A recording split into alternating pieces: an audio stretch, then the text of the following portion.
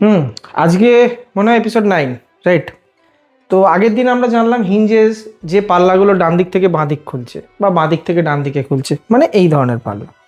কিন্তু আমাদের বাড়িতে অনেকগুলো পাল্লা থাকে যেগুলো নিচ থেকে উপরে খোলে, যেমন কিচেনের নিচেরটায়, কিচেনের যে নিচের মিডিল অংশ আছে সেখানে হয়, লাইক দিস। এই যে, তো এই পাল্লাটাকে খুলতে গেলে কি কি জিনিস লাগে, কোন ধরনের হিঞ্জেস ব্যবহার করা হয়, এখানে কি কি আছে যদি আপনারা একটু ক্লোজ আপ নিই তাহলে বুঝতে পারবো। এখানে আছে হচ্ছে একটা 8 ডিগ্রি হিঞ্জেস, যেটা আমি পুরোটা খুলছি না, যেমন আগের দিন আলোচনা করেছিলাম 0 ডিগ্রি আর 8 ডিগ্রির মধ্যে। আমরা এখানে নিয়েছি 8 ডিগ্রি হিঞ্জেস, যেটা পুরোটা খুলবে না, কিছুটা ওভারলে হয়ে থাকবে, এবং এটাকে হোল্ড করে রাখবার জন্য এই দুটো হাইড্রোলিক পাম্প ইউজ করা হয়েছে। এই পাম্পের ক্যাটাগরি থাকে, 5 কেজি থাকে, 10 কেজি থাকে, 15 কেজি থাকে, 20 কেজি থাকে।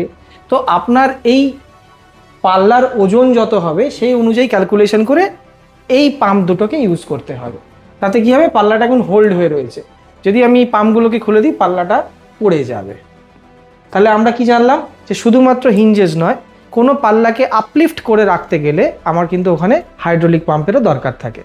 তাহলে এখানে আমরা ব্যবহার করেছি 5 কেজি করে দুটো হাইড্রোলিক। নেক্সট পার্টের জন্য আমাদেরকে ফলোয়ার সাবস্ক্রাইব করে রাখুন।